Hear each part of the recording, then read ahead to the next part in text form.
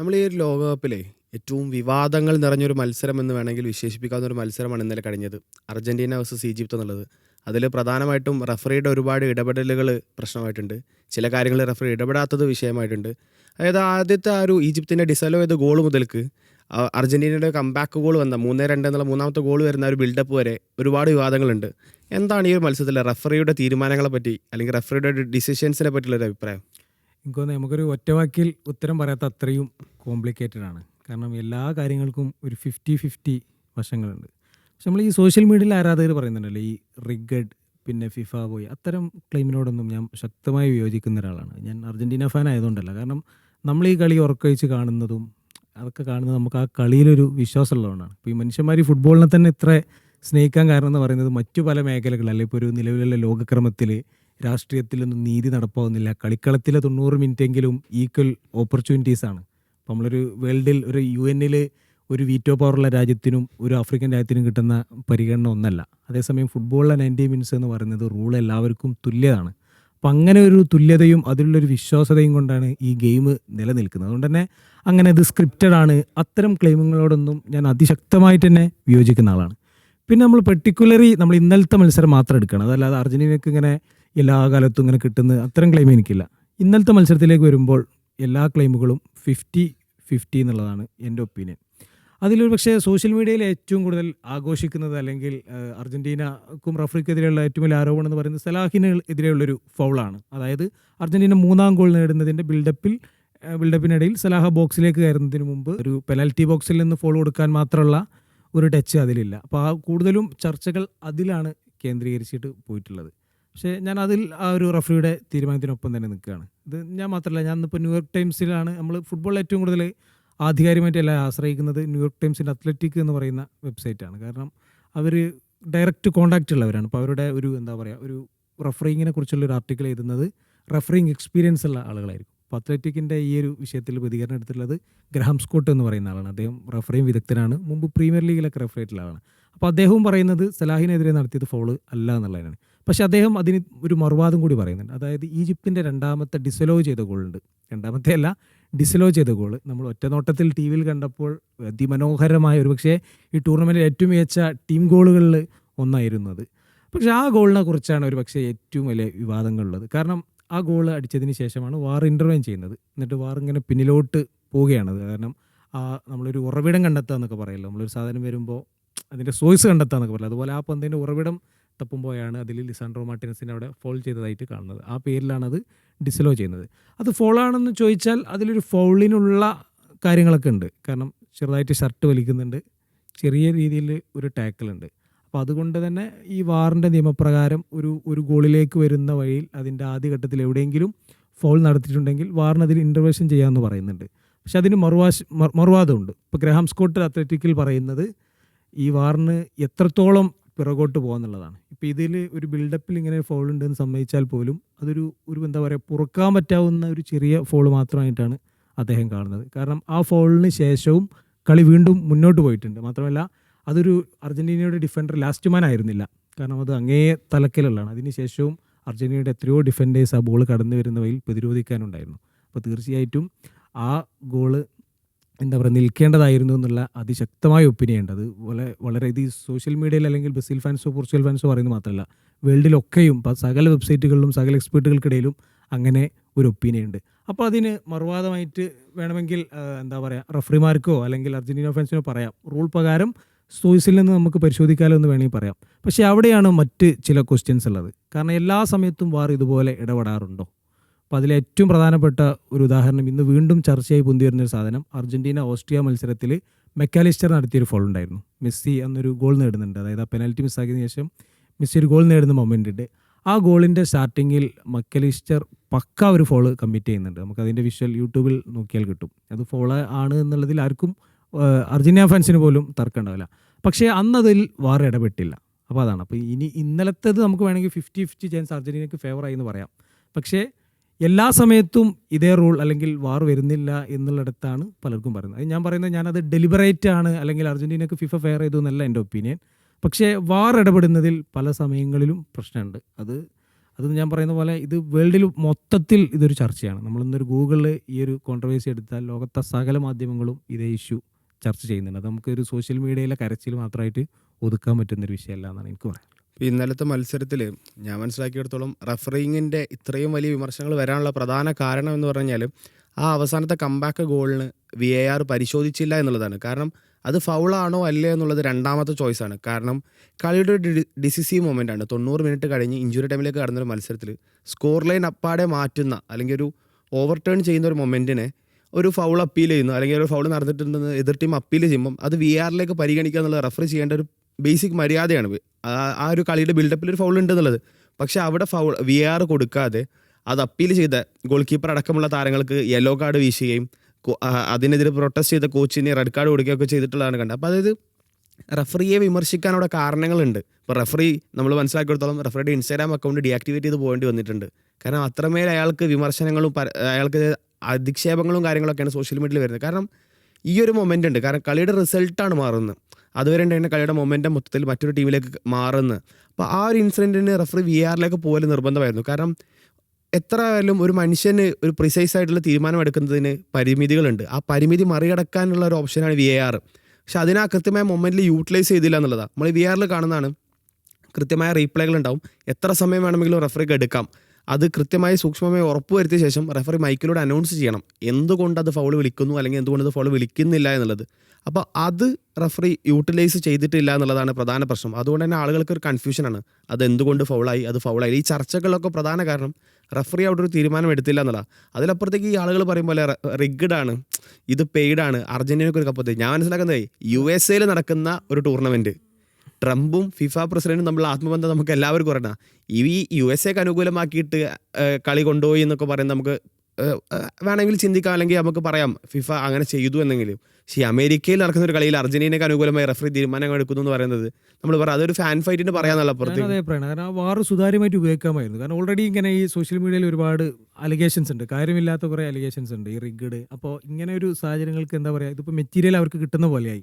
ഇന്നലത്തെ മത്സരത്തിൽ സത്യത്തിൽ ഈ റിഗ്ഡ് എന്ന് പറയുന്നവർക്ക് വേണമെങ്കിൽ പറയാവുന്ന കുറേ പോയിന്റ്സ് ഉണ്ട്. എനിക്ക് തോന്നുന്നത് ഞാനൊരു ഫുട്ബോൾ മത്സരത്തിന് ശേഷം ഇത്ര വൈകാരികമായിട്ടൊരു ടീം പ്രതികരിക്കുന്നത് കണ്ടിട്ടില്ല. ഓഫ് കോഴ്സ് ഈജിപ്തിന് തോറ്റ വിഷമമുണ്ടാവും. 2 ഗോളിന് മുന്നിൽ നിന്ന് എന്താ പറയുക, സ്വപ്നങ്ങളുടെ അങ്ങേയറ്റത്ത് നിന്ന് പെട്ടെന്ന് താഴേക്ക് വരുമ്പോഴുള്ള ഒരു സങ്കടം ഉണ്ടാവും. പക്ഷേ അവരൊരു പ്രൊഫഷണൽ ഫുട്ബോളേഴ്സിൻ്റെ എന്താ പറയുക പാഠങ്ങളൊക്കെ വിട്ടിട്ടുള്ള പ്രതികരണങ്ങളാണ്. കോച്ച് പറയുന്നത് ഞാനിനി ലോകകപ്പിനെ കാണുന്നില്ല, എനിക്കിതിലുള്ള വിശ്വാസം പോയി എന്നുള്ളതാണ്. നമ്മൾ ഈ നാട്ടിൽ വാട്സപ്പിൽ ഇടുന്ന പോലത്തെ കമൻസൊക്കെയാണ്. ഇങ്ങനെയാണെങ്കിൽ അർജന്റീനക്ക് ആദ്യം അങ്ങ് കപ്പ് കൊടുത്താൽ പോരെ തന്നെയാണ് അദ്ദേഹം ചോദിക്കുന്നത്. അതുപോലെ ഈജിപ്തിൻ്റെ പ്ലേയേഴ്സ് സിഗോ സമാനമായൊരു പ്രതികരണം നടത്തിയിട്ടുണ്ട്. നിങ്ങളോട് ദൈവം ചോദിക്കും എന്നുള്ള രീതിയിൽ അതിവൈകാരികമായിട്ടാണ് പ്രതികരിക്കുന്നത്. നൂറൊക്കെ എന്താണ് ഇതിലെ ഡിസിഷൻസിനെ കുറിച്ച് പറയാൻ? അതായത് വാറിൻ്റെ ഡിസിഷൻ ഇപ്പോൾ സലയുടെ ഒരു ടാക്കിൾ, അത് ഫൗളെന്ന് പറയാൻ പറ്റില്ല, ടാക്കിൾ അവിടെ പെനാൽറ്റി ബോക്സിൽ നിന്ന് സംഭവിച്ചു എന്നുള്ളത് ശരിയാണ്. ഒരു പക്ഷേ അത് പെനാൽറ്റി ബോക്സിൻ്റെ പുറത്ത് നിന്നായിരുന്നെങ്കിൽ അതൊരു ഫൗള് കൊടുത്തേക്കാം. പക്ഷേ ഇത് പെനാൽറ്റി ബോക്സിൻ്റെ ഉള്ളിൽ നിന്ന് സംഭവിക്കുന്നത് കൊണ്ട് തന്നെ അതവിടെ ഫൗളിനുള്ള എലമെൻ്റ് ഇല്ല. നോക്കിക്കഴിഞ്ഞാൽ ഹൂലിൻ ആൽവാരസ് ഫസ്റ്റ് അവിടെ ബോളിനാണ് അറ്റംപ്റ്റ് ചെയ്യുന്നത്. ബോളിന് അറ്റംപ്റ്റ് ചെയ്തതിന് ശേഷം സല അവിടെ ആക്ച്വലി ഓഫ് ബാലൻസ് ആവുന്നുണ്ട്. അത് ഓഫ് ബാലൻസ് ആയിക്കഴിഞ്ഞാൽ നമുക്കറിയാം. പിന്നെ ഹൂലിൻ ആൽവാരസ് ബാക്കിൽ നിന്ന് ഒരു ടച്ചാണ്, അവിടെ കോണ്ടാക്റ്റാണ്. ആ കോണ്ടാക്റ്റിൻ്റെ തീവ്രത എത്രത്തോളാണെന്നുള്ളത് നമുക്കറിയാം. അവിടെ ആക്ച്വലി സലയുടെ കയ്യിൽ നിന്ന് ബോൾ പോയിട്ടുണ്ട്.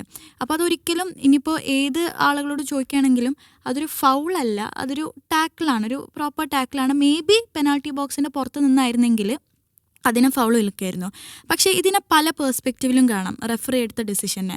അതായത് ഇപ്പോൾ ഈ വാറിൻ്റെ ഒരു ഇൻ്റർവെൻഷനെ കുറിച്ച് പറയുന്നുണ്ടല്ലോ, നമ്മൾ വാറിൻ്റെ ഇൻകൺസിസ്റ്റൻസിയെ കുറിച്ച് ഒരുപാട് പറയുന്നുണ്ട്. പക്ഷേ പല വാദങ്ങളും ഇതാണ്, ഈ വാർ വിളിക്കുന്ന ടൈമിൽ റെഫറിക്ക് പ്രോപ്പറായിട്ടുള്ള ഒരു നിർദ്ദേശം, അതായത് റെഫറിൻ്റെ ഡിസിഷൻ, ഓൺ ഫീൽഡുള്ള റെഫറിൻ്റെ ഡിസിഷൻ തെറ്റാണെങ്കിൽ മാത്രമേ അത് വാറിലേക്ക് പോകൂ എന്നുള്ളതാണ് അതിൻ്റെ ഒരു ഇതെന്ന് പറയുന്നത്. അപ്പോൾ റെഫറിക്ക് അത് ക്ലിയർ ആയിട്ട് കാണാൻ സാധിക്കുന്നുണ്ട്, അത് ഫൗളല്ല കാര്യങ്ങളല്ല എന്നുള്ള കാണാൻ സാധിക്കുന്നുണ്ട്. അപ്പോൾ റെഫറി ആണല്ലോ, ആൾക്ക് ഒബ്വിയസ്ലി ഒരു മെയിൻ റോള് ഓൺ ഫീൽഡുള്ള റെഫറിക്ക് ഉണ്ട്. അതുകൊണ്ടായിരിക്കും വാറിന് പോവാതിരുന്നത് എന്നുള്ള ഒരു സ്റ്റേറ്റ് ഉണ്ട്. പക്ഷേ ഇതിൽ നമ്മൾ ഒരു ഈജിപ്ത് പ്ലെയേഴ്സിന് നമുക്കറിയാം ഈ മാച്ച് എത്രത്തോളം ക്രൂഷ്യലാണ്. ഒരു വേൾഡ് കപ്പ് മാച്ചാണ്, റൗണ്ട് ഓഫ് 16 ആണ്. അർജന്റീന പോലത്തെ ടീമിനെതിരെയാണ് ഈജിപ്ത് കളിക്കുന്നത്.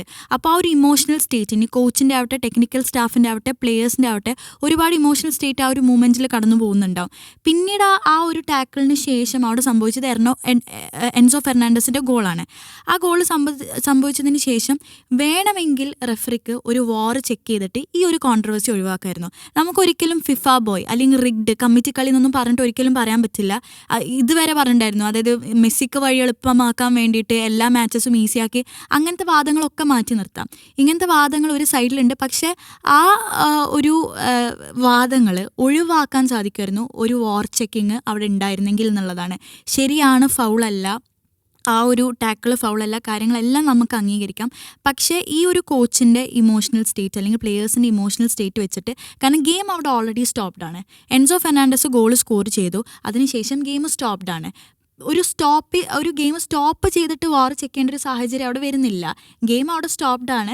അപ്പോൾ ഒരു ടൈം ലാഗോ കാര്യങ്ങളോ ഇല്ലാതെ റെഫറിക്ക് സുഖമായിട്ട് പോയിട്ട് വാർ ചെക്ക് ചെയ്തിട്ട് ഇതിൻ്റെ കാരണം ഇതാണ്, ഇതുകൊണ്ടാണ് ഈ ഗോൾ അലൗ ചെയ്യാതെ ഇരുന്നത്, ഗോളല്ല ആ ഒരു ഫൗള് അലൗ ചെയ്യാതിരുന്നതെന്ന് റെഫറിക്ക് പ്രോപ്പറായിട്ട് പറയാൻ സാധിച്ചിരുന്നെങ്കിൽ ഒരു പക്ഷേ ഇപ്പോൾ ഉണ്ടാകുന്ന ഈ കോൺട്രവേഴ്സീസ് ഒരു പരിധി വരെ കുറക്കാൻ സാധിക്കുമായിരുന്നു. പിന്നെ അതിൽ പറയാനുള്ളൊരു സംഭവം എന്താണെന്ന് വെച്ചാൽ മെക്കാലിസ്റ്ററിൻ്റെ ആ ഒരു ഷർട്ട് പുള്ള്. ഇപ്പം ഞാൻ പറഞ്ഞ സംഭവം തന്നെയാണ്. അതായത് റെഫറിൻ്റെ ഡിസിഷൻ കറക്റ്റ് ആണെന്ന് ഉറപ്പുണ്ടെന്നുണ്ടെങ്കിൽ അവിടെ VAR റൂമിൽ നിന്ന് അവർ വീണ്ടും ചെക്ക് ചെയ്യാൻ പറയില്ല. പക്ഷെ ഒരു പക്ഷെ റെഫറി ചെക്ക് ചെയ്തിട്ടുണ്ടായിരുന്നെങ്കിൽ പുറത്ത് വരാൻ പറ്റുന്ന ഒരു ഇൻസിഡൻ്റ് ആയിരുന്നു ആ ഒരു ഹോൾഡ് ചെയ്തിട്ട്, അതായത് ഓഫ് ദ ബോൾ ഇൻസിഡൻ്റ് ആണ്. പിന്നെ അതല്ല, ഇതും കൃത്യമായിട്ട് ഇപ്പം നമ്മൾ ഈ ഒരു ടാക്കിൾ, അതായത് ഹൂലിൻ ആൽവാരസ് സലേ ചെയ്ത ടാക്കിൾ ഫിഫ റൂള് നമ്പർ 12, അതിൻ്റെ ഇടയിൽ വരുന്ന 12.1 ഡയറക്റ്റ് ഫ്രീ കിക്ക്, ട്രിപ്പിങ്ങോ അല്ലെങ്കിൽ റെക്ലെസ് ഫൗളോ അല്ലെങ്കിൽ അത് അത്ര ക്രൂഷ്യമല്ലാത്ത ഫൗളാണെന്നുണ്ടെങ്കിൽ അത് റെഫറിൻ്റെ ഒരു സബ്ജക്റ്റീവ് ഡിസിഷൻ അനുസരിച്ച് ആണ് അതിൻ്റെ ഡിസിഷൻ പോകാമെന്നൊക്കെ നമ്മൾ പറയുന്നുണ്ട്. പക്ഷേ ഒരു ഒപ്പണൻറ്റിനെ ഹോൾഡ് ചെയ്ത് കഴിഞ്ഞാൽ അത് ആ ഹോൾഡിങ് എവിടെയെന്ന് ആലോചിക്കണം. പെനാൾട്ടി ബോക്സിൻ്റെ പുറത്ത് നിന്ന് തുടങ്ങിയ ആ ഹോൾഡിങ്, ഫാത്തി എന്ന് പറയുന്ന പ്ലെയർ മെക്കാലിസ്റ്റർ പെനാൾട്ടി ബോക്സിൻ്റെ ഉള്ളിൽ വരെ ചെന്നെത്തിയിട്ട് ആ ഒരു ഷർട്ട് ഹോൾഡ് ചെയ്യുന്നൊരു കാഴ്ചയാണ്. അപ്പോൾ ഇതിൽ ആ ഫിഫ റൂളിൽ തന്നെ എഴുതിയിട്ടുണ്ട് അതൊരു റെസ്പെക്റ്റ് ഇല്ലാത്ത ഒരു പരിപാടിയാണെന്നുള്ളതും. പിന്നെ അത് മാത്രമല്ല, അങ്ങനെ ഹോൾഡ് ചെയ്യുന്ന ടൈമിൽ ഒരു പക്ഷേ റീബൗണ്ട് വന്നേക്കാവുന്ന ബോൾ, ഒരു സെക്കൻഡ് ബോളിനോട്ടുള്ള ആ ഒരു അഡ്വാൻറ്റേജ് ഈജിപ്തിൻ്റെ തകർക്കുന്ന രീതിയിലാണ് ഒരു സംഭവം സംഭവിക്കുന്നത്. അപ്പോൾ അത് ക്ലിയർ, അതായത് ഡയറക്റ്റ് ഫ്രീ കിക്കിൻ്റെ അണ്ടറിൽ തന്നെയാണ് ഈ ഹോൾഡിംഗ് ദ ഒപ്പണൻറ്റ് എന്നുള്ള ഒരു റൂൾ വരുന്നത്. അപ്പോൾ ഡയറക്റ്റ് ഫ്രീ കിക്ക് പ്രകാരം പെനാൾട്ടി ബോക്സിൻ്റെ പുറത്ത് നിന്ന് തുടങ്ങിയ സംഭവം പെനാൾട്ടി ബോക്സ് വരെ പോവുകയാണെന്നുണ്ടെങ്കിൽ അതൊരു പെനാൾട്ടി ഇൻസിഡൻ്റ് ആണ്. അപ്പോൾ ഒരു പക്ഷേ വാർ ചെക്ക് ചെയ്തിരുന്നെങ്കിൽ ഈ ഒരു ഇൻസിഡൻറ്റ് പുറത്തു വരുമായിരുന്നു എന്നുള്ളതാണ്. പിന്നെ ഇതാണ് സംഭവം. അപ്പോഴത്തെ ഇനിയിപ്പോൾ ഈ ഒരു ഇൻസിഡൻറ്റ് ഇല്ല എന്ന് തന്നെ വിചാരിച്ചു, ഇത് ഫൗളല്ല, പൂർണ്ണമായിട്ട് അംഗീകരിക്കുന്നു. ഫുട്ബോൾ കാണുന്ന ഒരാൾക്ക് അതൊരു ഫൗളല്ല, അതൊരു 50-50 ചാൻസ്, അല്ലെങ്കിൽ ഇതൊരു ഫൗളല്ല എന്ന് തന്നെ അംഗീകരിക്കാം. പക്ഷെ അപ്പോഴത്തെ ഒരു ഇമോഷണൽ സ്റ്റേറ്റ്, വേൾഡ് കപ്പാണെന്നുള്ള ഒരു ഇമോഷണൽ സ്റ്റേറ്റ് വെച്ചിട്ട് റെഫറിക്ക് ഒന്ന് ഇൻ്റർവ്യൂൻ ചെയ്തിട്ട് ആ ഒരു വാർ ചെക്ക് ചെയ്ത് ആ ഡൗട്ട് അവിടെ ക്ലിയർ ചെയ്യായിരുന്നു. പിന്നെ മറ്റ് പല മാച്ചുകളും, ഇത് അർജൻറ്റീനയ്ക്കെതിരായതുകൊണ്ടാണ് ഒരുപാട് ആളുകൾക്ക് കോൺട്രവേഴ്സി ഈ കാര്യങ്ങളൊക്കെ വരുന്നത്. പക്ഷെ അർജൻറ്റീനയ്ക്കെതിരെ മാത്രമല്ല ഈ ഒരു വേൾഡ് കപ്പിൽ ഇത് സംഭവിച്ചിട്ടുള്ളത്. വാറിനെയാണ് നമ്മളവിടെ ചോദ്യം ചെയ്യുന്നത്. അല്ലെങ്കിൽ മെസ്സി ഫിഫ ബോയ് ആയി, അല്ലെങ്കിൽ അർജൻറ്റീന അങ്ങനെയാണ് ഇങ്ങനെയാണ്, അങ്ങനത്തെ കാര്യങ്ങളൊക്കെ മാറ്റി നിർത്താം. വാർ എന്നുള്ളൊരു എലമെൻറ്റ് എത്രത്തോളം കൺസിസ്റ്റൻസി ഈ വേൾഡ് കപ്പിൽ പ്രൊവൈഡ് ചെയ്തിട്ടുണ്ട്. പരാഗ്വയ്ക്കെതിരെ ഫ്രാൻസ് കളിച്ചപ്പോൾ എത്രത്തോളം കൺസിസ്റ്റൻ്റ് ആയിട്ട് വാറിന് ആ ഒരു റിസൾട്ട് കൊടുക്കാൻ സാധിച്ചിട്ടുണ്ട്. ഇനി ജർമ്മനി വേഴ്സസ് പരാഗ്വേ മാച്ചിൽ അവിടെ ലാസ്റ്റ് ഗോൾ ഡിസലൗ ചെയ്യുന്നത് അത് ക്ലോപ്പ് വരെ പറഞ്ഞിട്ടുണ്ട്. അതായത് ഫുട്ബോൾ ഒരു അലൻ ഷെറർ എന്ന് പറഞ്ഞ ആളൊക്കെ പറഞ്ഞിട്ടുണ്ട് ഫുട്ബോൾ എന്നുള്ളൊരു കോൺടാക്ട് സ്പോർട്ടാണ്. ആൻഡ് ഇങ്ങനെ നമ്മൾ വാർ ചെക്ക് ചെയ്തിട്ട് ഗോൾ ഡിസലൗ ചെയ്യാൻ നിൽക്കുകയാണെന്നുണ്ടെങ്കിൽ ഒരുപക്ഷെ ആർസണലിന് കിട്ടിയ പ്രീമിയർ ലീഗ് പോലും ഡിസലൗ ചെയ്യേണ്ടി വരും. അപ്പോൾ ഇതാണ് നമ്മൾ പറയുന്നത്. ഒരിക്കലും മെസ്സിയുടെ പെർഫോമൻസ് ഇന്നലത്തെ മാച്ചിൽ എടുത്ത് പറയാതാക്കാൻ പറ്റില്ല. ആബ്സല്യൂട്ട്ലി ബ്രില്യൻ പെർഫോമൻസ് ആണ്. എല്ലാം അവർ ചെയ്തിട്ടുണ്ട്. അവർ നടത്തിയ കംബാക്കും എല്ലാം അർജൻറ്റീനയുടെ സൈഡിൽ നിന്ന് എല്ലാം പെർഫെക്റ്റ് ആയിരുന്നു, അത് നമുക്കൊന്നും പറയാൻ പറ്റില്ല. പക്ഷേ ദ ക്വസ്റ്റ്യൻ ഇസ് ദിസ്, വാറിൻ്റെ ഇൻകൺസിസ്റ്റൻസി നമ്മൾ എങ്ങനെ പരിഹരിക്കും? എപ്പോൾ വാർ ഒരു ഗെയിമിൽ ഇൻ്റർവ്യൂൻ ചെയ്യണം, ഈ ഒരു മൂമെൻറ്റിലാണ് ഇൻ്റർവ്യൂൻ ചെയ്യേണ്ടത് എന്നുള്ളത് ഒരു പ്രോപ്പർ ക്രൈറ്റീരിയ കൊണ്ടുവരാൻ സാധിക്കുന്നില്ല. പലപ്പോഴും നമ്മളൊരു പ്രോപ്പറായിട്ടാണ് റെഫറി ഡിസിഷൻ എടുത്തതെന്ന് നമ്മൾ വിചാരിക്കുന്ന ഒരു മൂമെൻറ്റിൽ പോലും നമ്മൾ ആസ് എ വ്യൂവർ അല്ലെങ്കിൽ ആസ് എ ഫുട്ബോൾ ഫാൻ അല്ലെങ്കിൽ ആസ് എ ലേമൻ നമ്മൾ പോലും കൺഫ്യൂസ്ഡ് ആയിട്ടുള്ള ഒരു സ്റ്റേറ്റിലാണ് എത്തിക്കൊണ്ടിരിക്കുന്നത്. ഈ വാറ് നൂറ പറഞ്ഞാലും ഒന്നൊരു കാര്യമാണ്, ഈ വാറ് ഡയറക്റ്റ് ഇൻ്റർവ്യൂൻ ചെയ്യുന്നതിൽ പരിമിതികളുണ്ട്. അതായത് അത് ഓൾറെഡി സെറ്റ് ചെയ്ത റൂൾസാണ്. അത് കോർണർ, ത്രോയിൻ പോലുള്ള റഫറിക്ക് കൺഫ്യൂസിംഗ് ആയിട്ടുള്ള ഡിസിഷൻസിൽ മാത്രമാണ് വാറിന് ഡയറക്റ്റ് ഇന്റർവ്യൂ ചെയ്യാനുള്ള ഓപ്ഷൻ ഉള്ളത്. മറ്റൊരു ഓപ്ഷനിലെന്ന് വെച്ചാൽ അല്ലാത്ത സമയത്ത് റെഫറി ആവശ്യപ്പെടണം. അല്ലാത്ത സമയത്ത് റഫറി ഡയറക്റ്റ് നമ്മൾ കാണുന്നതാണ്, റഫറി സ്ക്രീനിലേക്ക് പോയിട്ട് ചെക്ക് ചെയ്യുന്ന ഒരു പരിപാടി. അല്ലാതെ ഈ ഡയറക്റ്റ് ഇന്റർവ്യൂ ചെയ്യുന്നത് റഫറിക്ക് ഇന്നിയറിൽ കിട്ടും, ഇന്നിയറിൽ വെക്കുന്ന സ്പീക്കേഴ്സിൽ കിട്ടും. അപ്പോൾ അത് വെച്ചിട്ടാണ് റഫറി ഡിസിഷൻസ് അനൗൺസ് ചെയ്യുക. അതായത് ഇപ്പോൾ ഈ വേൾഡ് കപ്പിൽ തന്നെ 1-2 മത്സരങ്ങൾ നമ്മൾ കണ്ടതാണ്. ഔട്ട് വിളിച്ച ബോൾ കോർണർ കൊടുക്കുന്നു, കോർണർ വിളിച്ചത് ഔട്ട്. അതായത് വാർ ഇന്റർഫിയർ ചെയ്യും. ചെറിയ മൈന്യൂട്ട് മിസ്റ്റേക്സ് പോലും ഉണ്ടാവരുത്. അത് കാരണം ഒരു അഡ്വാൻറ്റേജ് എതിർ ടീമിന് കിട്ടരുതെന്നുള്ളതുകൊണ്ട് അങ്ങനത്തെ മൈന്യൂട്ട് ആയിട്ടുള്ള ത്രോയിൻസ് കാര്യങ്ങളിലൊക്കെ വാർ ഡയറക്റ്റായിട്ട് ഇന്റർവ്യൂ ചെയ്യും. ഇതുപോലുള്ള ഫൗളുകൾ കാര്യങ്ങളൊക്കെ റഫറിയുടെ തീരുമാനമാണ്. ഇവിടെ ബേസിക്കലി റഫറിക്ക് വാർ ഇന്റർവ്യൂ ചെയ്തില്ല എന്നുള്ള അപ്പുറത്തേക്ക് റഫറി ഡയറക്റ്റ്ലി പോയി കാണാൻ ഒരു ഓപ്ഷൻ ഉണ്ടായിരുന്നു. നമ്മൾ ഈ വാർ ഇടപെടലെങ്കിൽ മത്സരം സ്റ്റോപ്പ് ചെയ്താലാണ് എന്ത് ചെയ്യാൻ പറ്റുക, വാറിലേക്ക് റഫറിക്ക് പോകാൻ പറ്റുക. അതുകൊണ്ടാണ് ഫസ്റ്റിലെ അത് ഗോൾ ആയതിനു ശേഷം വീണ്ടും പോയി അതിൻ്റെ ഡിസിഷൻ വരുന്നത്. രണ്ടാമത്തെ ഗോളിൽ അവിടെ എൻസോ ഗോൾ സ്കോർ ചെയ്ത് കഴിഞ്ഞു. അപ്പോൾ അവിടെ ബോൾ സ്റ്റോപ്പാണ്, ഡെഡാണ്. ആ സമയത്ത് റഫറിക്ക് അത് ഇടപെടാമായിരുന്നു എന്നുള്ളതാണ്. അതാണ് ആക്ച്വലി ഞാനും പറഞ്ഞത്, ആ സമയത്ത് ഇടപെടായിരുന്നു എന്നുള്ളതാണ് ഞാൻ പറഞ്ഞത്. ഞാനൊരു കാര്യം പറയാം, ഈ ഫിഫ അല്ലെങ്കിൽ ഫുട്ബോളിൻ്റെ ഒരു അതോറിറ്റി ഉണ്ടല്ലോ, ഇവർ നമ്മളെ ഗവൺമെൻറ്റുകളെ പോലെയാണ്. അതായത് ഒരു പ്രശ്നം ഉണ്ടായതിനു ശേഷമാണ് ഇവർ എപ്പോഴും ഒരു ഡിസിഷൻ എടുക്കുക. ഇപ്പോൾ നമ്മൾ ഈ ഗോൾഡൻ ടെക്നോളജി വരുന്നത് എങ്ങനെയാണ്, ഈ ലംബാർഡിൻ്റെ ആ ഗോസ്റ്റ് ഗോളിന് ശേഷമാണ്. ഇപ്പോൾ ഈ ബാക്ക് പാസ് റൂൾ വരുന്നത് ഒരു കാലത്ത് ഈ 92 യൂറോ കപ്പിൽ ഈ കാസ്പർ ഷിമേക്കലിൻ്റെ ഡെൻമാർക്ക് സ്ഥിരം ബാക്ക് പാസ് കളിക്കും. അതായത് ഒരു ഗോൾ അടിച്ചിട്ട് സെക്കൻഡ് ഹാഫ് മൊത്തം അവർ ഹാഫിലിട്ട് തട്ടി കളിക്കും. ഇങ്ങനെ ഓരോ സംഭവങ്ങൾക്ക് ശേഷം മറ്റേ സൈമൾട്ടേനിയസ് ആയിട്ട് മാച്ച് നടക്കുന്ന സംഭവങ്ങളും. അതെ, അപ്പോൾ അതിനുശേഷമാണ് നിയമങ്ങൾ വരുന്നത്. അപ്പോൾ ഈ ടെക്നോളജി അഡോപ്റ്റ് ചെയ്യുന്നതിൽ ഫിഫക്ക് മാതൃകയാക്കാവുന്നത് ക്രിക്കറ്റിനെയാണ്. ഇപ്പോൾ ഈ ഒരു വാർ സമാനമായ ഒരു സാധനമാണ് ക്രിക്കറ്റിൽ DRS റിവ്യൂ ഉണ്ട്. പക്ഷേ ഈ DRS റിവ്യൂ ക്രിക്കറ്റിലും ഫുട്ബോളിലും ഒരു മാറ്റം എന്ന് പറഞ്ഞു കഴിഞ്ഞാൽ ക്രിക്കറ്റിൽ ടീമുകൾ ആവശ്യപ്പെടുകയാണ് ചെയ്യുക, ഫുട്ബോളിൽ മോർ ലൈക്ക് റഫറിയുടെ തീരുമാനമാണ്. അപ്പോൾ അത് ഭയങ്കര പ്രശ്നമാണ്. കാരണം റഫറി ഓൾറെഡി വിമർശനമുള്ള റഫറി തന്നെയാണ് വാറിൻ്റെ തീരുമാനം എടുക്കുന്നത്. അതിനു പകരം ക്യാപ്റ്റൻ ആണ് ഈ വാർ ആവശ്യപ്പെടുന്നതെങ്കിൽ അതിൻ്റെ ഒരു ഡയമെൻഷൻ തന്നെ മാറും. കാരണം മത്സരം കഴിഞ്ഞിട്ട് ചോദിക്കും, നിങ്ങൾ വാർ ആവശ്യപ്പെട്ടതായിരുന്നോ, അല്ലെങ്കിൽ വാർ ആവശ്യപ്പെടാമായിരുന്നല്ലോ. അപ്പോൾ സ്വാഭാവികമായിട്ടൊരു ചോദ്യം വരും. ഇപ്പോൾ ഒരു ടീം എന്താ പറയുക, വാർ ഇങ്ങനെ നിരന്തരം ആവശ്യപ്പെട്ടുകൊണ്ട് കളിയുടെ ഫ്ലോ കളഞ്ഞുകൂടെയാണ്. അപ്പോൾ ക്രിക്കറ്റിൽ അതിന് കൃത്യമായ റോളുണ്ട്. ഒരു ടീമിന് 3 പ്രാവശ്യമേ ഒരു ഇതിൽ പറ്റുള്ളൂ. ഫുട്ബോളിൽ വേണമെങ്കിൽ ഒരു റൂൾ അല്ലെങ്കിൽ 1 വട്ടം 2 വട്ടം വാർ ആവശ്യപ്പെടാം. അതായത് ഇപ്പോൾ നിർണായക സമയത്ത് ഒരു ആക്ഷൻ കാണിച്ചിട്ട് വാർ ആവശ്യപ്പെടാം. അപ്പോൾ ആ രീതിയിലേക്ക് മാറ്റി കഴിഞ്ഞാൽ വിമർശനം പൂർണ്ണമായി ഇല്ലാതാക്കുന്നതാണ് ഇത്. പക്ഷേ ഞാൻ പറയുമ്പോൾ ഇതൊരു വിചിത്രമായ സംഭവമല്ല. ഈ ക്രിക്കറ്റിൻ്റെ DRS റൂൾ കടമെടുത്തിട്ട് തന്നെ ആയിരിക്കണം ലാലിഗയിലെ സെക്കൻഡ് ടയറിലൊക്കെ ഇതേ സിസ്റ്റം കൊണ്ടുവന്നിട്ടുണ്ട്. വാറ് അങ്ങോട്ട് ആവശ്യപ്പെടുന്ന ക്യാപ്റ്റൻ അങ്ങോട്ട് ആവശ്യപ്പെടുന്ന സിസ്റ്റം വന്നിട്ടുണ്ട്. എനിക്ക് തോന്നുന്നത് ഈ ഒരു മത്സരത്തോടെ ഇത് വലിയ രീതിയിൽ ഒരു ഡിബേറ്റ് ഉണ്ടായിട്ടുണ്ട്. അപ്പോൾ ഞാൻ പറഞ്ഞ പോലെ സോഷ്യൽ മീഡിയ മാത്രമല്ല, പല മുൻ പ്ലേയേഴ്സ് ആയാലും ഒക്കെ കമൻറ്റേറ്റേഴ്സ് ആയാലും ഒക്കെ ഇതിൽ വാറിൻ്റെ ഇൻ്റർവെൻഷനെ കുറിച്ച് വലിയ ചർച്ച നടത്തിയിട്ടുണ്ട്. എനിക്ക് തോന്നുന്നത് ഫിഫ ഈ ഒരു മത്സരത്തോടെ അതിനെക്കുറിച്ച് കൂടുതൽ ചിന്തിക്കാനുള്ള എല്ലാ സാധ്യതയും. അതായത് ഈ വാർ കൊണ്ടുവന്നിട്ടുള്ളത് പ്രശ്നങ്ങൾ പരിഹരിക്കാൻ വേണ്ടിയിട്ടാണ്. പക്ഷെ വാറ് കൊണ്ടുവന്നതിന് ശേഷം ഏറ്റവും കൂടുതൽ പ്രശ്നങ്ങൾ ഇപ്പോൾ വന്നുകൊണ്ട് നിൽക്കുകയാണെന്നുള്ളതാണ് ഒരു ഫാക്ട്. ഈ ജേഴ്സി പുള്ളിൻ്റെ കേസുണ്ട്. ജേഴ്സി പുള്ളിൻ്റെ കേസിൽ എന്ന് വെച്ചാൽ ഔട്ട്സൈഡ് ദ ബോക്സിൽ തുടങ്ങിയൊരു കോൺടാക്റ്റ് ആണ്. അപ്പം ആളുകൾ ഒരു പോസ്റ്റ് ഞാൻ കണ്ടു, അതായത് ഔട്ട്സൈഡ് ദ ബോക്സിലാണ്, അതെങ്ങനെ വന്നാലും ഒരു ഫ്രീ കിക്കേ വരുള്ളൂ, ഒരിക്കലും ഒരു പെനാൽറ്റി വരില്ല എന്നുള്ളത്. അതൊരിക്കലും ഫ്രീ കിക്ക് വരില്ല എന്നുള്ളതാണ് ബേസിക്കലി അതിൻ്റെ ടേക്ക്. കാരണം എന്താ വെച്ച് കഴിഞ്ഞാൽ നമ്മളൊരു ഈ ജേഴ്സി പുള്ളിൻ്റെ അല്ലെങ്കിൽ ഒരു പ്ലെയറിനെ ഡിഫെൻഡ് ചെയ്യുന്നതിൽ ഫൗളിലേക്ക് പോകുന്നത് ആ പ്ലെയറിൻ്റെ മൂവ്മെൻറ്റിനെ ബ്ലോക്ക് ചെയ്യുമ്പോഴോ മൂവ്മെൻറ്റിനെ റെസിസ്റ്റ് ചെയ്യുമ്പോഴാണ്. ഫസ്റ്റിൽ ആ ജേഴ്സി ഹോൾഡ് ചെയ്യുമ്പോൾ ആ പ്ലെയർ ബോക്സിലേക്ക് കയറുന്നുണ്ടെന്നുണ്ടെങ്കിൽ ആ പ്ലെയറിൻ്റെ മൂവ്മെൻറ്റ് അവിടെ ബ്ലോക്ക് ചെയ്യപ്പെട്ടിട്ടില്ല. പക്ഷേ ഇൻസൈഡ് ദ ബോക്സിൽ അയാൾ വീഴ്ത്തുന്നുണ്ട്. അതായത് അയാൾ റണ്ണ് അല്ലെങ്കിൽ മൂവ്മെൻറ്റിനെ ബ്ലോക്ക് ചെയ്തു എന്നുള്ള. അത് നേരത്തെ നൂറ പറഞ്ഞ പോലെ തന്നെ ആ സെക്കൻഡ് ബോൾ വിൻ ചെയ്യാൻ ഒരുപക്ഷെ സലാ വീണിരുന്നെങ്കിൽ അൽവാരസിൽ നിന്നും ബോൾ റിക്കവർ ചെയ്യാനുള്ള ഓപ്ഷനുള്ള പ്ലെയറാണ് അവിടെ ഫാത്തി എന്നുള്ളത്. അപ്പം അതായത് ആ കളിയിൽ ഇൻപ്ലേയിൽ ഉള്ള പ്ലെയറാണ്, ഔട്ട്സൈഡ് ദ പ്ലേ അല്ല, ഇൻപ്ലേയിലുള്ള പ്ലെയറാണ് ആ പ്ലെയറിനെ വീഴ്ത്തുന്നത്. അപ്പോൾ അവിടെ റഫറിങ് ഡിസിഷൻ ശരിക്കും പറഞ്ഞു കഴിഞ്ഞാൽ ഒരു പ്രിസൈസ് ആയിരുന്നില്ല എന്ന്. അത് VAR പോവേണ്ടിയിരുന്നത് സലാഹിനെ വിത്തിയതിലപ്പുറത്തേക്ക് ഈ ഒരു ഇൻസൈഡ് ദ ബോക്സ് ഇൻസിഡൻറ്റ് കൂടി പരിഗണിച്ചുകൊണ്ട് റഫറി പോകണം എന്നുള്ളതാണ്. പിന്നെ ഈ സലാഹിൻ്റെ കേസിൽ നമ്മൾ പറഞ്ഞു ഔട്ട്സൈഡ് ദ ബോക്സ് ആണെങ്കിൽ കൊടുക്കുന്നത്, അത് ആളുകൾക്ക് ഭയങ്കര കൺഫ്യൂസിങ് ആണ്. എന്തുകൊണ്ട് ഔട്ട്സൈഡ് ദ ബോക്സ്, എന്തുകൊണ്ട് ഇൻസൈഡ് ബോക്സ്? ഈ പെനാൽറ്റി എന്നുള്ളത് നമ്മൾ പറയും, പെനാൽറ്റീൻ്റെ അർത്ഥം തന്നെ ശിക്ഷ എന്നുള്ളതാണ്. അപ്പോൾ അത് അത്രയും കഠിനമായൊരു ഫൗൾ ആവണം എന്നുള്ളതാണ്. ഔട്ട്സൈഡ് ദ ബോക്സിൽ സിമ്പിളായിട്ടുള്ള ഫൗൾ നമ്മൾ ഇൻഡയറക്റ്റ് ഫ്രീ കിക്ക് കൊടുത്തിട്ട് ഒഴിവാക്കുന്ന രീതി ഉണ്ടാവും, അല്ലെങ്കിൽ ഒരു ഫ്രീ കിക്ക് കൊടുക്കുന്ന രീതിയുണ്ട്. പക്ഷേ ഇൻസൈഡ് ദ ബോക്സിന് ആ ഫൗളിൻ്റെ കാഠിന്യം വേണം. നമ്മളിത് 2 ഇൻസിഡൻസും കമ്പയർ ചെയ്യുന്നതിൻ്റെ പ്രശ്നം, അതായത് അപ്പുറത്ത് ലിസാൻഡ്രോ മാർട്ടിനസിൻ്റെ ഫൗളിനെയും ഇവിടെ സലാഹിൻ്റെ എന്ന ഫൗളിനെയും കമ്പയർ ചെയ്യുന്ന പ്രശ്നം. രണ്ടും ഒരേപോലത്തെ കോൺടാക്റ്റ് ആണ് എന്ന് പറയുന്നത്. പക്ഷേ 2 ഇൻസിഡൻറ്റ് നടക്കുന്നത്, ഒന്ന് ഒഫെൻസീവ് ഹാഫിലാണ്, ഒന്ന് ഡിഫെൻസീവ് ഹാഫിലാണ്. അത് നടക്കുന്ന ആ ഒരു വ്യത്യാസമുണ്ട് ഇൻസൈഡ് ദ ബോക്സ് ആണെന്നുള്ളത്. അപ്പോൾ ഈ കോൺടാക്ട് സെയിം ആണ്, അതുകൊണ്ട് സിമിലർ ഒപ്പീനിയൻ വരണം, സിമിലർ ഡിസിഷൻ വരണം. സോണിനും സാഹചര്യത്തിനനുസരിച്ച് ഒരേ റൂളാണ്. ഇപ്പോൾ ഫൗളെല്ലാം ഫൗളാണെങ്കിൽ അതിൻ്റെ തീവ്രത മാറും. ഇപ്പോൾ നമ്മൾ ഒരു നിയമപ്രകാരം ഒരാൾ അടിക്കുന്നത് തെറ്റാണ്, പക്ഷേ ആ സാധനം ഒരു ലേഡിനെ അടിക്കുമ്പോൾ അതിന് റൂൾ മാറും, ഒരു ദളിത് അടിച്ചാൽ മാറും എന്നൊക്കെ പറയില്ല. അതുപോലെ തന്നെയാണ് സോൺ അനുസരിച്ച് നിയമങ്ങൾ മാറ്റം. പിന്നെ ഇതിൽ പക്ഷേ വെച്ചാൽ ഇതിൽ സത്യത്തിൽ ഇതിനൊരു കൃത്യമായ റൂളുണ്ട്. ഇപ്പോൾ ഇന്ന സംഭവം ഫൗൾ എന്നൊക്കെ ഉണ്ട്. അതിപ്പോൾ ഫുട്ബോളിനും റൂളുണ്ട്. ഇപ്പോൾ 90 മിനിറ്റ്സ് റൂൾ ഉണ്ട്. പക്ഷേ ഓരോ ടീമും കളിക്കുന്നത് ഓരോ പ്ലേയിങ് സ്റ്റൈലിലാണ്. അതെ. ഒരേപോലെ അല്ലല്ലോ കളിക്കുന്നത് റൂൾ ഉണ്ടെങ്കിൽ. അതുപോലെ തന്നെയാണ് റഫറിമാരുടെ കാര്യം. റൂൾ ബുക്ക് ഉണ്ടെങ്കിലും അത് അപ്ലൈ ചെയ്യുന്നത് പലരുടേതായിട്ടുള്ള താല്പര്യം മീൻസ് ഞാൻ എക്സ്റ്റേണൽ താല്പര്യം എന്നല്ല, ഓരോരുത്തരുടെ മൈൻഡിന് അനുസരിച്ചാണ്. ഇപ്പോൾ പരോഗോ ഫ്രാൻസ് കളിയിൽ റഫറി പരോഗോക്ക് ഒറ്റ മഞ്ഞക്കാട് കൊടുത്തിട്ടില്ല. എന്താണ് ഇപ്പോൾ റഫറിക്ക് എന്താണ് അതിൽ വിശദീകരണം കൊടുക്കാൻ പറ്റും? എത്ര ഫോളാണ് നമ്മൾ ടി വിയിൽ കാണുന്നത് ആണല്ലോ. അപ്പോൾ അതിലൊരു കാര്യം കൂടെ എനിക്ക് പറയാനുള്ളത് എന്താണെന്ന് വെച്ചാൽ, ഇപ്പോൾ ഈ വാറിനെ കുറിച്ച് നമ്മൾ പറയുന്നുണ്ട്.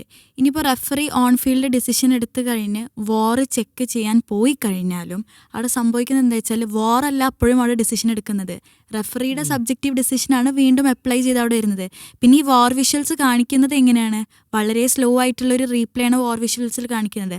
അപ്പോൾ അപ്പോഴും അവിടെ സബ്ജക്റ്റീവ് ആയിട്ടുള്ള റെഫറിയുടെ ഡിസിഷൻസ് തന്നെയാണ് വരുന്നത് എന്നുള്ളതാണ് ഫാക്ട്. പിന്നെ അതെ, AI ഒരു പക്ഷേ അങ്ങനെ വേണ്ടി വരും. ഈ വാറിൽ ഇന്റർഫിയർ ചെയ്യുമ്പോൾ നമ്മൾ പറഞ്ഞില്ലേ, ഈ പേഴ്സണൽ ഡിസിഷൻ വരുന്നത് ഓക്കെയാണ്. പക്ഷെ എന്താ വെച്ചാൽ അവിടെ നമ്മളിപ്പം വാർ ഇന്റർഫിയർ ചെയ്യാത്ത സ്ഥിതിക്ക് അത് ഫൗൾ അല്ല എന്നുള്ളതാണ്. എന്തുകൊണ്ട് ഫൗൾ അല്ല എന്നുള്ള ഒരു ഒപ്പീനിയൻ റെഫറി കൊടുക്കേണ്ട ആവശ്യമില്ല. ഒരു സ്റ്റേറ്റ്മെന്റ് ഇനി ഫിഫ വല്ലതും ഇറക്കിയാൽ, ഇത്രയും കോൺട്രവേഴ്സി ആകുമ്പം ഫിഫ ഒരു സ്റ്റേറ്റ്മെന്റ് ഇറക്കും, അത് സോഫ്റ്റ് കോൺടാക്ട് ആണ്, പെനാൽറ്റി ബോക്സിന് ഇൻസൈഡിൽ അത് ഫൗൾ കൊടുക്കേണ്ടതില്ല എന്നൊക്കെ പറയേണ്ടി വരും. പക്ഷെ അത് അപ്പോഴേ തീരുമാനം എങ്ങനെ VAR ചെക്ക് ചെയ്ത് റെഫറി പറയുമ്പോൾ റെഫറി തീരുമാനങ്ങൾ കൊടുക്കണം. അതായത് അനൗൺസ് ചെയ്യണം, മൈക്കിലൂടെ അനൗൺസ് ചെയ്യണം എന്തുകൊണ്ട്, ഏത് പ്ലെയറിൻ്റെ കോൺടാക്റ്റ് ഏത് പ്ലെയറിൻ്റെ മേലെ വന്നു, അത് ഫൗളാണോ, എന്തുകൊണ്ടാണോ, ഓഫ് ദ ബോൾ ആണോ എന്നുള്ള കൃത്യമായ സ്റ്റേറ്റ്മെൻറ്റ് കൊടുക്കണം. അതായത് ആളുകൾക്ക് കൺഫ്യൂഷൻ ഇല്ലാത്ത രീതിയിൽ റെഫറി മൈക്കിലൂടെ അനൗൺസ് ചെയ്യണം. ഇനി റെഫറി ആ മൈക്കിൽ അനൗൺസ് ചെയ്ത സാധനത്തിൽ എന്തെങ്കിലും പ്രശ്നം ഉണ്ടെങ്കിൽ ഫിഫ ആക്ഷൻ എടുക്കും അയാൾക്കിത്. കാരണം അയാൾ VAR വരെ ചെക്ക് ചെയ്തതിന് ശേഷം വന്ന ഡിസിഷനാണ് ഇത്. അപ്പോൾ അതുകൊണ്ട് തന്നെ VARൽ വരുമ്പോൾ അത് പേഴ്സണൽ ഡിസിഷൻ അല്ലെങ്കിൽ നമ്മൾ പറഞ്ഞ പോലെ സബ്ജക്റ്റീവ് ആണ് എന്നുണ്ടെങ്കിൽ കൂടി അതിന് കൃത്യമായ ഒരു എക്സ്പ്ലനേഷൻ കൊടുക്കാൻ റെഫറി ബാധ്യസ്ഥനാണ്, അല്ലെങ്കിൽ അത് കൊടുക്കുന്നുണ്ട്. അത് ഈ കോൺട്രവേഴ്സിൻ്റെ അളവ് കുറക്കുമായിരുന്നു. സബ്ജക്റ്റീവ് ഡിസിഷൻ്റെ മേലുള്ള കോൺട്രവേഴ്സി ഓക്കെ, പക്ഷേ അതിലെന്താണ് റൂൾ, എന്ത് റൂൾ അപ്ലൈ ചെയ്തിട്ടാണ് താൻ ഈ ഒരു ഡിസിഷൻ എടുത്തെന്നുള്ള റെഫറി കൃത്യമായിട്ട് കൊടുത്തു കഴിഞ്ഞാൽ ഈ പറഞ്ഞ കോൺട്രവേഴ്സിയിൽ പകുതിയും കട്ടായേനെ. അപ്പം റെഫറിയുടെ ഭാഗത്തു നിന്ന് മിസ്റ്റേക്ക് എന്ന് വെച്ചാൽ ആ കോൺട്രവേഴ്സീൻ്റെ അളവ് കുറയ്ക്കാനുള്ള സാഹചര്യവും സന്ദർഭവും മുന്നിലുണ്ടായിട്ട് അത് മുതലാക്കിയില്ല എന്നുള്ളതാണ്. അപ്പോൾ റെഫറിയുടെ ഭാഗത്ത് നമ്മൾ VAR മാത്രമല്ല, ഈ referring through out the world cup ഒരുപാട് ചർച്ച ചെയ്യപ്പെട്ട വിഷയങ്ങളാണ്. പല മത്സരങ്ങൾ നമ്മൾ പരാഗൊക്കെ എടുക്കുന്നത് തന്നെ. കാരണം ആ മത്സരത്തിൽ 11 ഫൗൾ ചെയ്ത ഫ്രാൻസിന് യെല്ലോ കാർഡ് ഉണ്ട്, 13 ഫൗൾ ചെയ്ത് പരാഗ്വേക്ക് യെല്ലോ കാർഡ് ഇല്ല എന്നുള്ളതാണ്. ഈ ടെക്നോളജി വന്നപ്പോൾ കൂടുതൽ ഫൗൾ കണ്ടെത്തുന്നാണല്ലോ പറയാം. ഇതിന് നേരെ ഓപ്പോസിറ്റ് ഉണ്ട്. ഈ ടെക്നോളജി വന്നപ്പോൾ റെഫറി കാണാത്ത പോലും നമ്മൾ ഇവിടെയും കാണും. ഏറ്റവും ക്ലോസിൽ നമ്മളാണ് റെഫറിയേക്കാൾ കാണുന്നത്. അപ്പോൾ വിമർശനങ്ങളും കൂടും, ടെക്നോളജി കൂടുമ്പോൾ വിമർശനങ്ങളും കൂടും. പിന്നെ ഈ അർജന്റീനക്കെതിരെ വരുമ്പോൾ ഭയങ്കരമായിട്ട് സോഷ്യൽ മീഡിയ വിമർശനമുണ്ട്. ഈ അർജന്റീന റിഗ്ഡ് എന്ന് പറയുന്ന പോലെ തന്നെ റെഫറിമാർ അല്ലെങ്കിൽ ഒത്തുകളി എന്നൊക്കെ പറയുന്നുണ്ട്. അതിന് ഞാൻ മനസ്സിലാക്കിയ ഒരു കാരണം എന്ന് വെച്ചാൽ നമ്മൾ ഈ അർജന്റീനയ്ക്ക് ഒരു സർട്ടൻ ഫാൻ ബേസ് ഉണ്ടാവും, അല്ലെങ്കിൽ ഇത്തരത്തിൽ പ്രമുഖ ടീമുകൾക്ക് ഒരു ഫാൻ ബേസ് ഉണ്ട്. ഈ ഒരു ഫാൻ ഫൈറ്റിൻ്റെ ഭാഗമായിട്ട് ഇത് കൊണ്ടുവരികയാണ്. ഇതിന് പകരം പഴയ കളികളിലെ കാര്യങ്ങളൊക്കെ പൊക്കി വരാം. അപ്പോൾ ഈ ഒരു മത്സരം നമ്മൾക്കറിയാം 90 മിനിറ്റ് തീർന്നൊരു മത്സരത്തിൻ്റെ 2.5 മിനിറ്റിൻ്റെ അടുത്തുള്ള വിഷ്വലുണ്ട് അർജന്റീനക്കെതിരെ റെഫറി വിളിക്കാത്ത ഇൻസിഡൻസ് എന്ന് പറഞ്ഞിട്ട്. പക്ഷേ അർജന്റീനയ്ക്ക് കിട്ടേണ്ടിയിരുന്ന ഫോളോകൾ വിളിക്കാത്തത് നമ്മൾ ഇതേപോലൊരു വിഷ്വൽ കാണൂല. കാരണം നമ്മളെപ്പോഴും ഇത്തരത്തിലുള്ള ബിഗ് ടീംസിനെ എന്നും ശത്രുപക്ഷത്ത് അല്ലെങ്കിൽ വില്ലന്മാരായിട്ട് ചിത്രീകരിക്കാനാണ് നോക്കുന്നത്. അപ്പോൾ ഈ ഒരു മത്സരത്തിൽ ഞാൻ പറയുന്നത് അത് ആ ഫാൻ ഫൈറ്റ് നമ്മൾ പരിഗണിക്കേണ്ട. ഞാൻ പറഞ്ഞത് അതല്ലാതെ തന്നെ പറയാമെന്നുള്ളതാണ് നമ്മളത്. ആ ഫാൻ ഫൈറ്റ് നമ്മൾ പൂർണ്ണമായി തള്ളിക്കളിയാണ്. ഞാൻ പറയുന്നത് അതല്ലാത്ത എന്നാലും അതിലൊരു പോയിന്റ്സ് ഉണ്ടല്ലോ. നമ്മൾ ഈ ഫാൻ ഫൈറ്റ് നമ്മൾ പൂർണ്ണമായിട്ടും ഇതൊക്കെ ഒരു ആരോപണ അലഗേഷൻ എന്ന് പറഞ്ഞാൽ പോലും അല്ല, ഇതൊരിക്കലും ഒരു ഫാൻ ഫൈറ്റിന്റെ ബേസിലല്ല നമ്മൾ ഈ വാർ പറയും. ഇപ്പം ഞാൻ പറഞ്ഞ സംഭവം തന്നെയാണ്, ഞാനൊരു ഹാർഡ് കോർ മെസ്സി ഫാനാണ്. അപ്പോൾ എനിക്ക് ഇങ്ങനെ ഒരു കൺഫ്യൂഷൻ വന്നിട്ടുണ്ടെന്നുണ്ടെങ്കിൽ വാറിലെ ഒരു ഇൻകൺസിസ്റ്റൻസി, ഞാൻ വളരെ അൺബയസ്ഡ് ആയിട്ടാണ് ഞാൻ ഈ കാര്യം പറയുന്നത്, ബയസ്ഡ് ആയിട്ടല്ല. ഇപ്പം ഞാനും ഇന്നലത്തെ ഒരു മാച്ചിൽ നമ്മളും ഒരു അർജന്റീനയുടെ കംബാക്ക് ഒക്കെ പ്രതീക്ഷിച്ച് നിൽക്കുന്ന ഒരാളാണ്. പക്ഷേ ആ ഒരു ഇൻകൺസിസ്റ്റൻസി എന്തുകൊണ്ട് ഇത് അംഗീകരിക്കുന്നുണ്ട്. ലിസാൻഡ്രോ മാർട്ടിനസിനെ അവിടെ ഫൗൾ വെച്ചിട്ട് ഈജിപ്ത് ഗോൾ സ്കോർ ചെയ്തപ്പോൾ അതും ഈ ഫിഫയുടെ റൂള് പ്രകാരം അങ്ങനെ ഒരു അറ്റാക്കിംഗ് ഫേസിൽ അങ്ങനെ ഒരു ഫൗൾ വരുമ്പോൾ ബിൽഡപ്പ് ബാക്കിൽ നിന്ന് തന്നെ അവർക്ക് ചെക്ക് ചെയ്യാനുള്ള ഒരു സംഭവം ഉണ്ടെന്നുള്ളതാണ്. അപ്പോൾ അത് നമ്മൾ അംഗീകരിക്കുന്നുണ്ട്, എല്ലാം അംഗീകരിക്കുന്നുണ്ട്. പക്ഷെ അങ്ങനത്തെ സിമിലർ സിറ്റുവേഷൻ വേറെ ഒരു സാഹചര്യത്തിൽ വരുമ്പോൾ എന്തുകൊണ്ട് അവിടെ വാർ ഇംപ്ലിമെൻറ്റ് ചെയ്യുന്നില്ല? ഇത് മാത്രമേ ഡൗട്ടുള്ളൂ. അല്ലാതെ ഇന്നലെ അർജന്റീനയുടെ പ്ലേയേഴ്സ് കളിച്ചത് കാര്യങ്ങൾ ഇതിലൊക്കെ നമ്മൾ അംഗീകരിക്കുന്നുണ്ട്. അവരെന്തുകൊണ്ടും അവരുടെ ആ ഒരു മെൻറ്റാലിറ്റി വെച്ച് അർഹിച്ചൊരു കംബാക്ക് തന്നെയായിരുന്നു. പക്ഷെ കോൺട്രവേഴ്സി കുറക്കാൻ എന്തുകൊണ്ട് ഫിഫക്ക് സാധിക്കുന്നില്ല എന്നത് മാത്രമേ ചോദ്യമുള്ളൂ. ഇത് മറ്റൊരു സോഷ്യൽ മീഡിയയിൽ വന്നൊരു കാര്യമാണ്. അതായത് ഈ ബിഗ് ടീംസിനെ സപ്പോർട്ട് ചെയ്യുന്ന രീതിയിൽ പലപ്പോഴും റെഫറിമാരെടുക്കുന്ന ഒരു ഡിസിഷൻ ഉണ്ട്. അതായത് ഫുട്ബോൾ പാഷനിലും അല്ലെങ്കിൽ ഒരു സ്പോർട്ടിലും അപ്പുറത്തേക്ക് ഒരു ബിസിനസ്സാണ്. അതുകൊണ്ട് തന്നെ നമ്മൾ ഈ ബിഗ് ടീംസ് വീഴാതെ പിടിച്ചു നിർത്തുക എന്നുള്ളത് ഫിഫയുടെ അല്ലെങ്കിൽ ഒരു കമ്മിറ്റിയുടെ കൂടി സ്വാർത്ഥ താല്പര്യമാണ്. അതിന് വേണ്ടിയിട്ട് ഒരു പക്ഷേ റെഫറിമാർക്കും അനുകൂലമായൊരു കണ്ണടക്കൽ നടത്താറുണ്ട് എന്നൊക്കെ പറയുന്നുണ്ട്. അതിൽ വാസ്തവമുണ്ട്, നമുക്ക് വിശ്വസിക്കാമോ അങ്ങനെ ഒരു കാര്യം? അത് ഞാൻ മനസ്സിലാക്കുന്നത് ആഗ്രഹം ഉണ്ടാവും. കോഴ്സ് ഫിഫക്ക് ആഗ്രഹം ഉണ്ടാവും എന്നുള്ളതാണ് ഞാൻ മനസ്സിലാക്കുന്നത്. അത് സൂപ്പർ സ്റ്റാറുകൾ എല്ലാവരും കളിക്കണം എന്നുണ്ടാവും, ഏറ്റവും പ്രധാനപ്പെട്ട രാജ്യങ്ങൾ. കാരണം ഒരു സ്പോർട്സ് ഇവന്റിന് അങ്ങനെ ഒരു പ്രശ്നമുണ്ട്. ഇപ്പോൾ മറ്റ് ഇവന്റുകൾ ബിസിനസ് മാത്രമല്ല, ഈ സ്പോർട്സ് ഇപ്പോൾ അൺപ്രഡിക്റ്റബിൾ ആണ്. ഇപ്പോൾ ഒരു അർജന്റീനയും പോർച്ചുഗലിലും വരുന്ന ഒരു ഫൈനൽ വരുന്ന ഒരു ടൂർണമെന്റിന് കിട്ടുന്ന ഇമ്പാക്റ്റും റവന്യൂ ആയിരിക്കില്ല വേറൊരു 2 ടീമുകൾ വരുന്നത്. അപ്പോൾ അങ്ങനെ ഒരു ബിസിനസ് സൈഡ് ഉണ്ട്. പക്ഷെ അത് കളിയിലേക്ക് അത് എത്രത്തോളം സ്വാധീനിക്കുന്നു എന്നുള്ളതിൽ ഇതുവരെ പ്രകടമായ തെളിവുകളൊന്നും ഉണ്ടായിട്ടില്ല. ഇപ്പോൾ ക്രിക്കറ്റിലാണെങ്കിൽ ഫിക്സ്ചറിലൊക്കെ ചിലത് തട്ടിപ്പൊക്കെ ഉണ്ട്. ഇപ്പോൾ ഇന്ത്യ പാകിസ്ഥാൻ വരാനൊക്കെ ഓഫ് കോഴ്സ് തട്ടിപ്പതി നടത്തുന്നുണ്ട്. പക്ഷെ ഫുട്ബോളിൽ അർജന്റീനയ്ക്ക് ഫിക്സ്ചർ എളുപ്പമായി എന്ന് പറയുമ്പോൾ പോലും അതൊക്കെ കൃത്യമായി സയന്റിഫിക് ആയിട്ട് വന്ന ഫിക്സ്ചറാണ്, അല്ലാതെ കൊടുത്ത ഫിക്സ്ചർ അല്ല. എന്നാലും ഫിഫക്ക് ചെറിയ താല്പര്യങ്ങൾ ഉള്ളതുകൊണ്ടാണ് ഇപ്പോൾ ഈ ഫിഫ റാങ്കിങ്ങിലെ ആദ്യ 4 ഫൈനലിന് മുമ്പ് ഏറ്റുമുട്ടേണ്ട എന്നുള്ളൊരു ഡിഷ് ഉണ്ട്. സെമി ഫൈനൽ അർജന്റീനക്ക് മാത്രമല്ല, അതാ ഞാൻ പറഞ്ഞത്, നമ്മൾ ആ ഡിസ്കഷൻ നമ്മൾ വിടുക, അർജന്റീന അത് വിടുക. ഞാൻ പറയുന്നത് ടോട്ടാലിറ്റിയിൽ ഫിഫക്ക് അങ്ങനെ ഒരു താല്പര്യമുണ്ട്. അത് മെസ്സിയുടെ കാര്യത്തിൽ മാത്രമല്ല, CR7 കാര്യത്തിലും താല്പര്യം ഉണ്ടാവും, ബ്രസീലിന്റെ കാര്യത്തിലും താല്പര്യം ഉണ്ടാവും. അത് ഫിഫക്ക് മാത്രമല്ല, ഈവൻ TV-യിൽ നമ്മൾ ബ്രോഡ്കാസ്റ്റ് കാണുമ്പോൾ കമന്റേറ്റേഴ്സിന് വരെ ആ താല്പര്യം. നമ്മളൊരു മീഡിയ ഓർഗനൈസേഷൻ എന്നുള്ള നിലക്ക് നമ്മുടെ മുകളിലുള്ളവർക്ക് ഉണ്ടാവും. ഈ വേൾഡ് കപ്പ് കൂടുതൽ ആവേശമാണെങ്കിൽ കൂടുതൽ നല്ല ടീമുകൾ വേണമെന്നുണ്ടാവും. അതേ ലോജിക്ക് ഇതിലുണ്ടാവും. പക്ഷെ അത് കളിക്കളത്തിലേക്ക് ഇംപ്ലിമെന്റ് ആയി എന്നുള്ളതിൽ ഇതുവരെ ഒരു തെളിവൊന്നും കിട്ടിയിട്ടില്ല. ഇപ്പോൾ നമ്മൾ CR7 ഒരു സസ്പെൻഷൻ്റെ കേസ് അടുത്തിടെ വന്ന് വലിയൊരു ചർച്ചയുണ്ട്. ഈ ബലോഗോന്റെ റെഡ് കാർഡ് സസ്പെൻഷൻ പിൻവലിച്ചപ്പോഴാണ് അത് വീണ്ടും ഡിസ്കഷൻ ടോപ്പിക് ആവുന്നത്.